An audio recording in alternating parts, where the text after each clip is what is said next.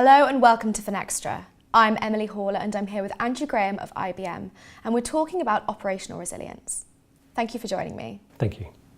Why is operational resilience important for financial institutions, and is it getting harder to achieve? It's very important because of the regulatory scrutiny and the public spotlight that are on these firms. You see the number of fines that have been issued, and obviously the brands have been impacted by these outages, for instance. The world is not getting any easier. It's more interconnected, there's more technology, there's more complexity, things are being automated all the time. You see outsourcing, cloud, market utilities. So the number of pressures on the system generally are hard.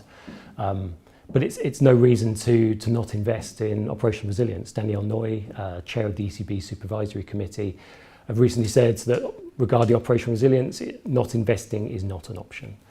It is obviously getting harder. The number of security incidents is certainly going up. Last year, the number of the rate of extortion-related incidents went up by 80%, for instance. And this external actor of the security person from the outside, the criminal, is getting harder. Why is it harder? Return on equity is depressed. The cost-income ratios are still too high, and from what I've seen, change the bank budgets are still taken up by regulatory change and not necessarily regarding operational resilience. So despite those difficult operating environments, there's still a need because of the issues and threats out there.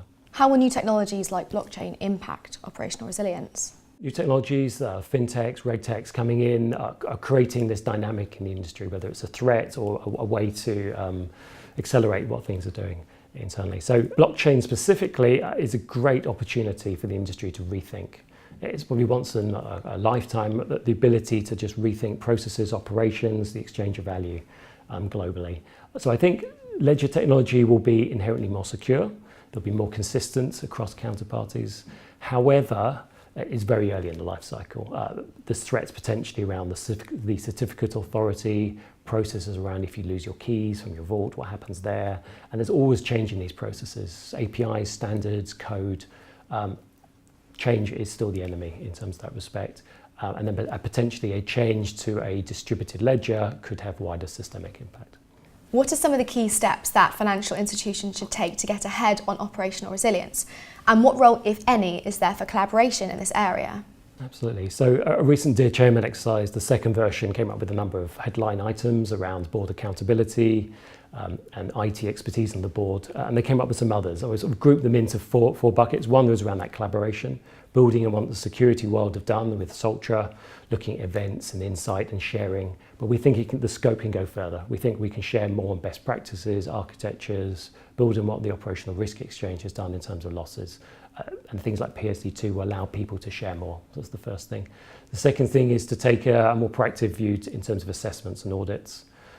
These things can be post an event, but often they can be done proactively of an event. And we're trying to make them more collaborative, not just a tick box exercise. Get multidisciplinary teams, biz ops, technical ops, IT together to try and think about the processes and evolve. The third thing is a more service-based view. So business services, technology services, documenting what's in those services, and more importantly, the interaction between the services. Critical as you get to market utilities and outsourcing and cloud. And the fourth thing I mentioned will be this just proactive, the basics in terms of engineering.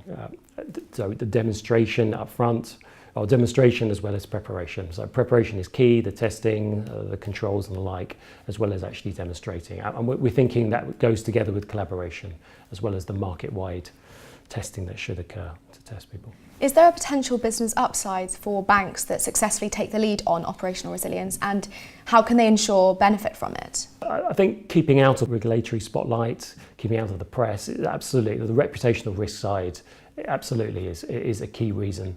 But as I mentioned earlier, the world is more interconnected. And the technology is at the core of most of these things, and you just can't not avoid to do it. It's just the things you have to do to be in business. However, we see great benefits in terms of the confidence to recover within time, the confidence to understand those scenarios, to be practiced and prepared. But as a whole, you're reducing commercial risk, financial risk, and ultimately reputational risk. Andrew, thank you very much. Thank you.